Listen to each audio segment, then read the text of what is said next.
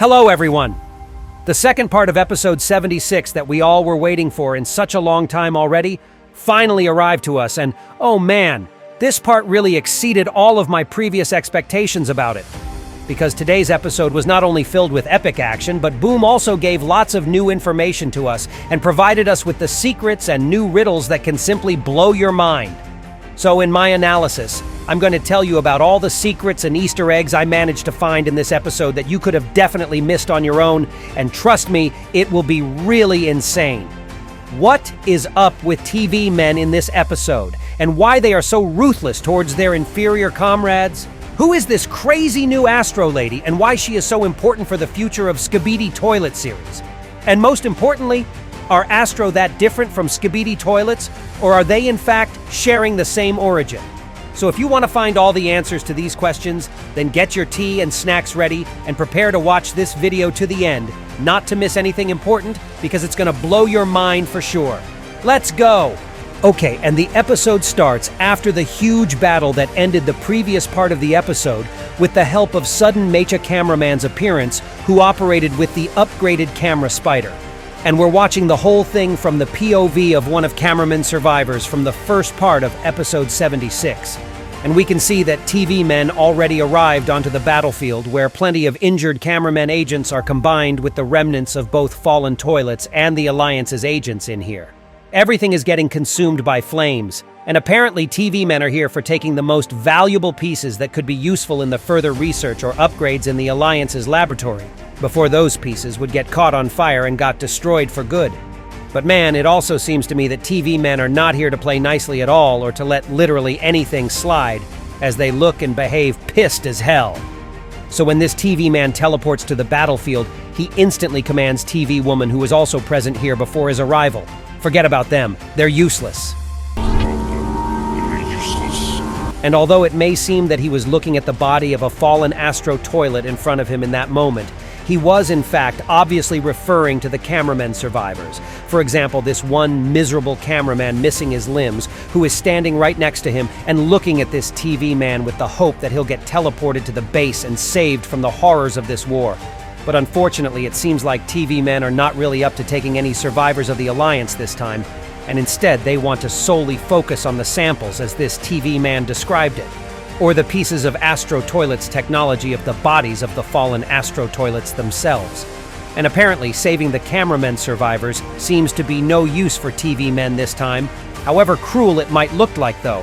And it also seems that TV woman does not support this idea at all based on the concerned expression on her head TV screen. It looks like she really planned to take survivors as well, but she's not in the highest command here in this squad of TV men, so she has to obey to other TV men's orders. And I have an explanation for such a cruel move from TV men, actually. It would be really simple to hop on the TV men are traitors. Train again, but in reality they are just really pragmatic. Do you remember how Boom was asked by one of Russian YouTubers in their interview whether TV men have any limitations for their teleportation, or do they require any juice for that or not? And to that, Boom answered that there are indeed certain restrictions for TV men's teleportation, because otherwise they would be way too OP while being able to teleport back and forth within huge distances without any seeming troubles. So in this scene, it may actually occur to us that there is a certain limit for teleportations for them. And that's why these TV men aim to spend their teleportation energy onto the Astro Toilets samples only as it would be the more pragmatic move to make. Or there is another possibility for that too. What if TV men are also just pretty cruel in their own nature? And when the comrades of cameramen, for example, are suffering, the other cameramen always aim to help them, or at least to make their miseries lighter. But speaking of TV men, these guys are really not that kind. So it's possible that they also simply don't care about weaker comrades who they may consider to be not worthy of saving. And the similar thing could be also observed by us in episode 43, for example, where the group of TV men just left without even attempting to teleport their cameramen comrades to the safety. Okay, but TV woman also gave me some thoughts to consider. Because in this scene, she really looks like Mother Teresa, huh? But in case she's so passionate and sympathetic overall, then why she was constantly ignoring Simp Cameraman after his terrible injuries in so many episodes. Or her kindness doesn't really include this poor guy. Okay, well, maybe I'm a little bit salty here, so let's continue. So after that, we can see the other TV men who were teleporting away with the samples they were holding with their hands.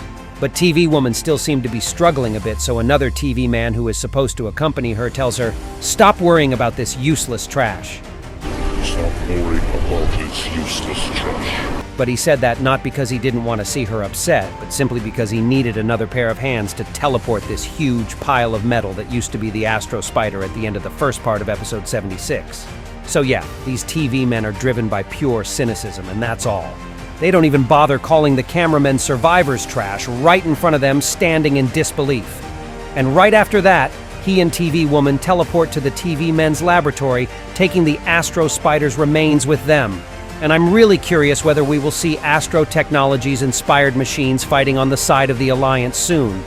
And, well, I think that we'll definitely supposed to see some Astro-inspired upgrades or weapons for sure, because the Alliance has been collecting pieces of Astro technology for a while.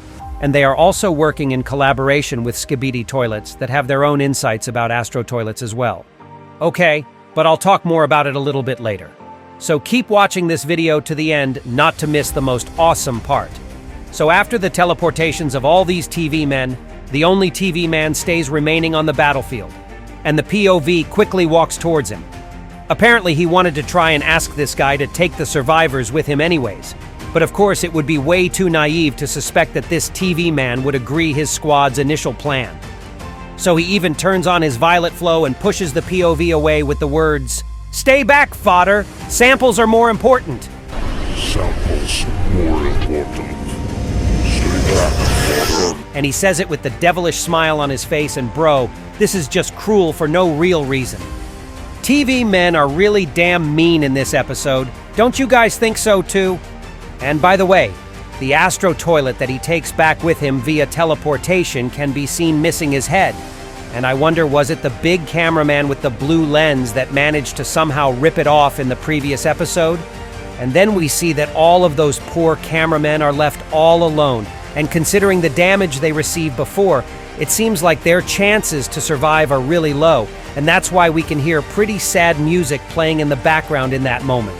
And by the way, in the moment when the POV looks at the cameraman who's holding the anti-parasite cannon, we can see that it's the exact same shot from one of the leaks that Boom posted earlier for this episode. And there is still this computer chair that can be seen behind this cameraman's back. And let me spoil some things to you. This is not the only time when the chair can be noticed in this episode. Okay, and speaking of the big cameraman with the blue lens, he also stayed on this battlefield, as well as Mecha Scientist cameraman with his camera spider in the background. And I really doubt that TV men would refer to these guys as trash too, so apparently these elite agents can at least give these poor injured cameramen some hope to survive. But in order to reach this survival, the group of present agents have to run through the literal hell. And the big cameraman shows on his tablet exactly what they must do. And the first thing that I noticed about this tablet, by the way, is how it belongs to cameraman 113. And if we would combine the numbers 11 and 3, then we would receive the number 14. And I'm not really sure about it, but this blue lens Chad can be one of survivors from episode 14, where the large group of both regular and large cameramen are getting destroyed by the reactive Skibidi. But some of agents survived. So it is possible that this big cameraman could be one of them, and that would also mean that he's one of the oldest agents of the Alliance too, and I can call him a literal veteran of the series.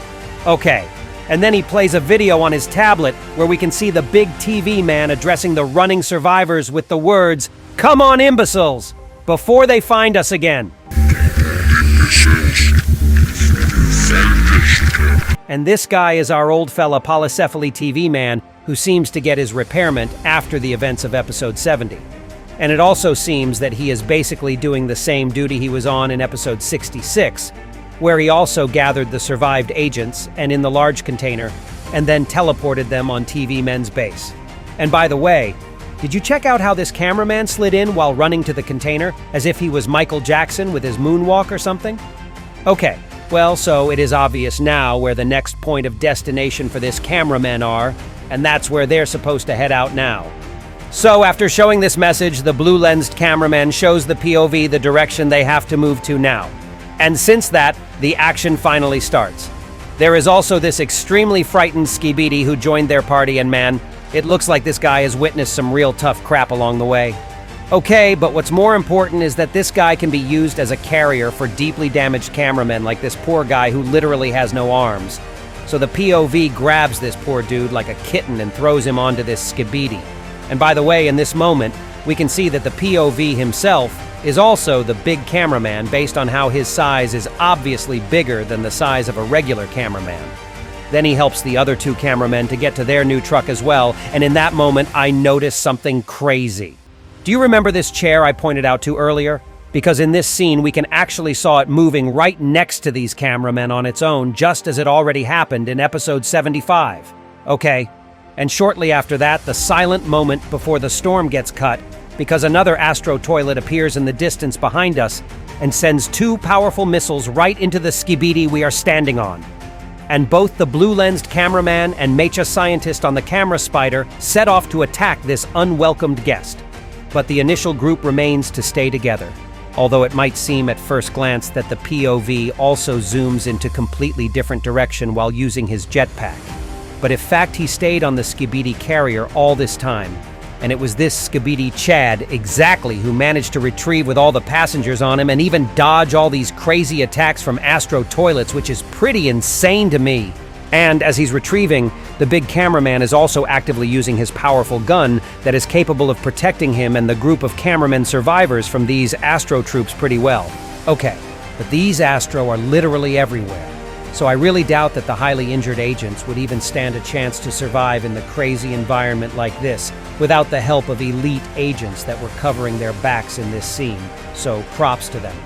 Then the POV gets engaged into another distanced fight with an Astro toilet, but Skibidi Carrier quickly escapes it while driving like a drunk trucker on this road, and we can see that he really wants to move from this place as soon as possible, so he crashes almost every single road sign on his way. And by the way, it seems to me that Boom used a map called Asheville Roleplay for this episode because the locations after our company leaves the initial area looks really similar to the elements on this map. And then, finally, we get one more passenger as this cameraman with his buttocks literally on fire lands straight onto the Skibidi carrier. And you know what this hilarious moment reminded me of? I instantly remembered this burning cameraman that could be seen in the background of one of the leaks for the first part of episode 76. And hey, could it be the exact same guy? If that's really him, then his flight must have taken some really long time. And well, in any case, our Skibidi driver doesn't seem to be bothered with this new passenger that much at all. Okay. And then as we started having a fight on this bridge as well, some incredibly fast thing could be noticed zooming across the sky with the green tail of energy coming after it. And this thing literally crushed the Astro toilet that was after our team. And at first I didn't even know what to think. That's obviously not an Astro toilet, but then what could it be? Is this the comeback of the glitch toilet, or God spare me, maybe it's Plunger Man in his wheelchair that came back from the world of shadows? But that seems pretty unlikely to me, as these theories are pretty random.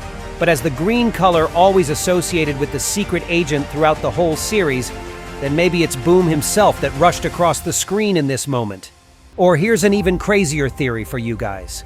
What if one of Computer Men were sitting in this chair while zooming across the entire map as the representatives of the new race were observing everything that happened in this area? So yeah, this moment felt pretty mysterious to me, but this fragment quickly left out of my mind because guess what I just saw next? After we're moving past the body of the fallen Astro toilet, we see another one appearing in front of us, and what the hell is even that? Because when this Astro just gets ready to attack us, the mysterious green flash comes back at him once again, and wait a minute.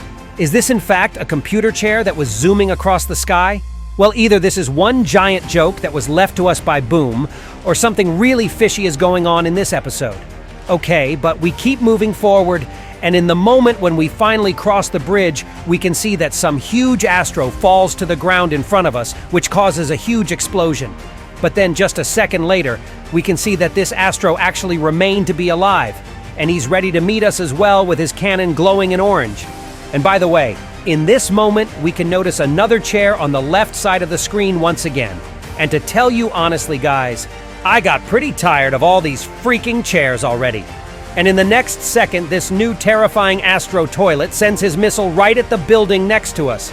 And of course, it wasn't really possible for our poor Skibidi carrier to survive an impact on such insane scale. So the explosive wave literally pushes us back. And then we can notice that our Skibidi carrier got damaged really badly due to this missile impact, and his face is literally fried.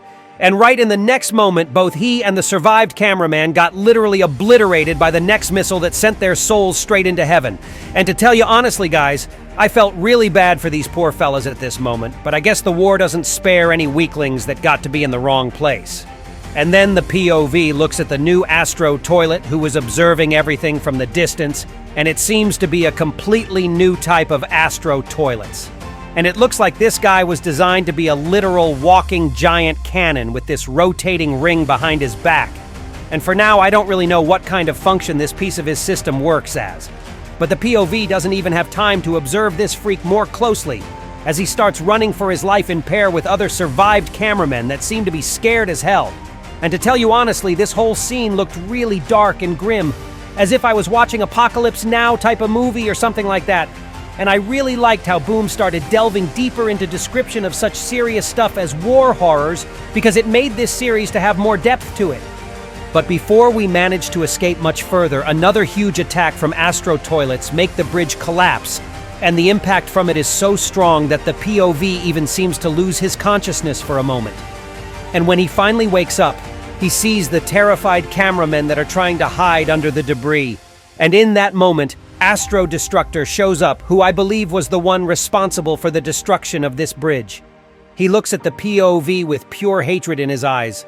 But before he manages to do anything to us, another completely new type of Astro toilet that we've never seen before shows up to the party.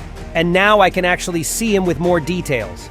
And to tell you honestly, the way his body looks like reminded me a lot of the creature called Hedgie from the game called Atomic Heart.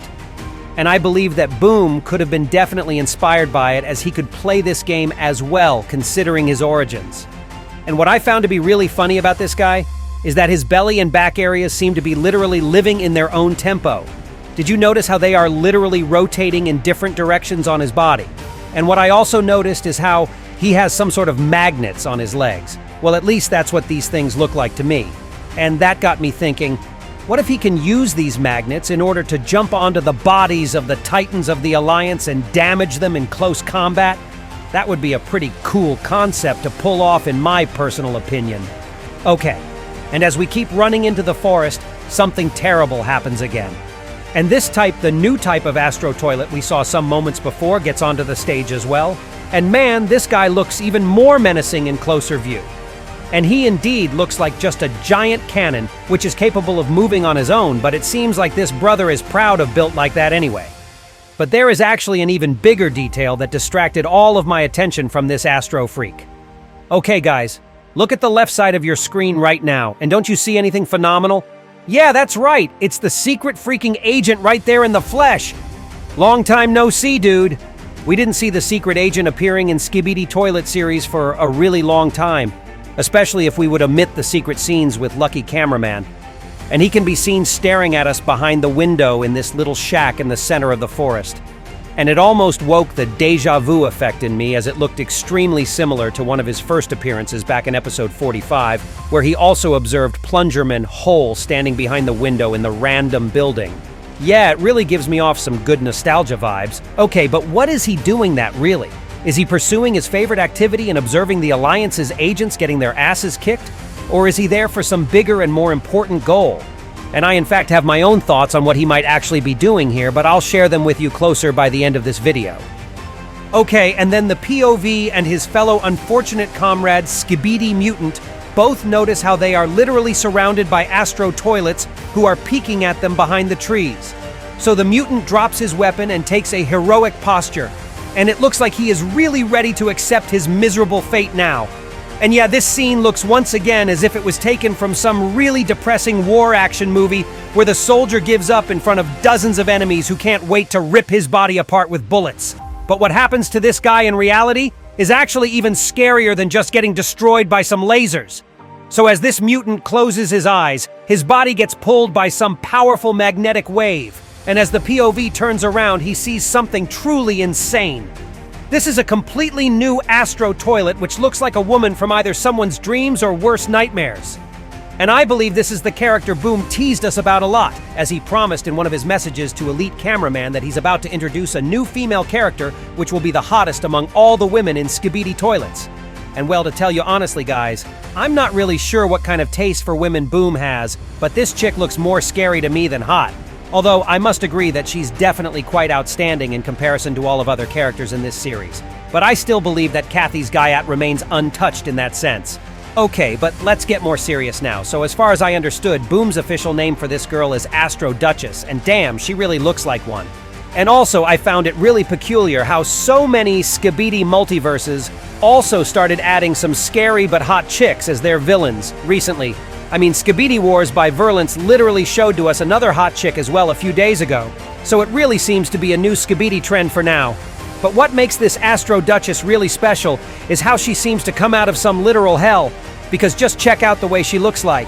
She reminds me of some insane queen from Alice in Wonderland gone wrong as I looked at the blood under her eyes and on the devilish red rotating ring behind her head, which looks like a crown made by Satan or something like this. And it seems to me that she's also cruel as hell as she destroyed this Skibidi mutant with the pressure power coming out of one of her cannons just for fun. So she throws what left of this poor Skibidi towards us, and the POV exchanges glances with the cameraman who is still holding his anti-parasite cannon. And man, there's so many desperation in this scene. These guys knew exactly that they have zero chances to survive, and I can literally feel their hopelessness in this moment. Our comrade slowly gives us the classic thumbs up, and honestly, this scene almost gave me chills. And then he gets pulled towards Astro Duchess as well with her left retractable cannon, while she also pulled a terrified Skibidi toilet with her right cannon who starts screaming Skibidi dop dop, yes, yes, like crazy. And as I am not fluent in Skibidi language, I'm not really sure of whether he was pleading her to spare him, or maybe he was cussing her out with all the bad words he could imagine. And just a moment afterwards, this cruel chick literally obliterates these poor guys and turns them into dust with the power of her cannons. And this scene also looked like she was a child who was playing with her wooden toys, but this is a reality and not a game. And damn, this scene was pretty brutal. So as the POV witnessed this terrible scene, he raises up his own cannon and shoots at this psycho with hatred. But she simply pulls his shot with one of her additional arms with an absolutely bored look on her face. She doesn't even waste any of her powers while eliminating these poor agents one by one, and it's truly maddening. And then she also deprives our guy of his cannon as well. And now it seems like it's our turn to become her next victim. So she starts pulling us closer towards herself, and the POV tries to grasp at the literal straws at this point to survive. But of course, all of his efforts are pretty hopeless. And then she gets slowly turned around so that the Astro Duchess's face gets exposed to us in extremely close vicinity. And by the way, in that moment we can notice how she has claws with red spots on them.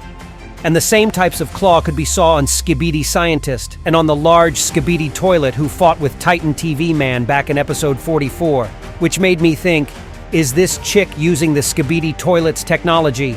And well, let me tell you that it's actually more complicated than this. And the next thing that he has is completely red type of energy. And another Skibidi that also uses this energy type is Astro Juggernaut, whom we could see in the end of episode 72. While the rest of Astro Toilets, who are apparently lower in their ranking, are using orange type of energy. So apparently this chick is immensely powerful, just as Astro Juggernaut, who is definitely not as simple as it might look at first glance. And just as the rest of Astro Toilets, she has red eyes and also this weird drawing both in the center of her forehead and also on her chin. And this drawing seems to be really complicated, so I believe that such markings on Astro's foreheads show their rank in Astro Faction's hierarchy. Do you remember the Earth symbol on the regular Astro troop from the first part of episode 76? It looked really simple, and apparently it showed that this Astro was just a regular soldier, while Astro Duchess has this really detailed ornament on her forehead showcasing her true powers. And what's also interesting about her appearance is that she actually has this black collar on her neck, which looks really, interesting. The POV then shows her with the gesture exactly what he thinks about her. And in response to that, the chick smiles vilely and rips off his left hand with one of her claws. And then she does exactly the same thing with his other limbs.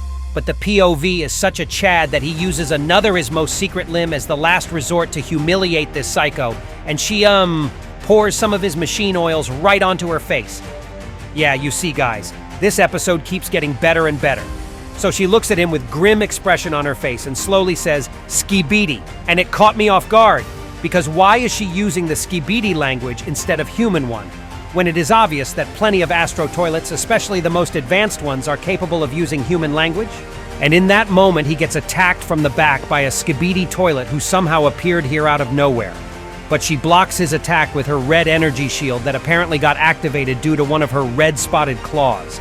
And she executes this guy in an even more brutal way than all the other victims of hers. And man, this chick is really cruel. This destruction looked more like a fatality from Mortal Kombat game series than a scene from Skibidi Toilet. So she uses all of her lasers at once to hit her hateful mark, and she even adds the lasers from her eyes that are also red in color. And this ability of hers really surprised me, because guess who also could shoot the lasers from his eyes? Yep, it was G-Man. And by the way, if Jimmy's lasers were only frying his opponents to the bone, then this chick's red lasers are actually capable of turning her enemy's body parts into literal minced meat cooked as medium rare. So all these details make the current lore situation even more interesting. Are these two some kind of siblings? Or to put it even better, can they really be even closer than that? But the craziness doesn't even try to stop in this scene, because in the next moment this UFO toilet shows up next to her and slowly shares some phrase with her in Skibidi language. And Astro Duchess then slowly answers him in Skibidi language as well. And then this UFO toilet also says something in Skibidi language to either some Skibidi who were captured by these Astro, or to the rest of Astro toilets as well. And that got me thinking, what if my most recent predictions were right, and Astro toilets and Skibidi toilets were indeed different branches with the same origin? But Astro toilets just developed themselves much faster. And then they got into some serious discord with G-Man, which lead to their departure. And what if this Astro Duchess also played some role in all of this? Man, this lore keeps getting more and more intricate. And I think that this theory regarding Astro and Skibidi toilets in the context of this episode deserves its own separate video. And then Astro Duchess turns towards the POV and blinks in a really cute way. But this, of course, doesn't excuse all the atrocities she has done before. So instead of finishing the POV off, she just disappears as she moves to some other location she's probably going to terrorize next. But unfortunately, the POV is cooked in any way, as we can see the inscription, critical damage, in the upper corner of his camera. And as the POV starts slowly leaving his world, the last moment that he sees is how a new wave of elite Astro toilets started obliterating this whole location with fire, which will soon lead to a complete destruction of this area. And on that terrible note, today's episode ends. And that was all for today. I really hope you enjoyed today's video, and if you did, hit the like button below and also be sure to write a comment below. And don't forget to subscribe to my YouTube and Discord channels not to miss my new interesting videos. And that was me, Isotoilet. See ya!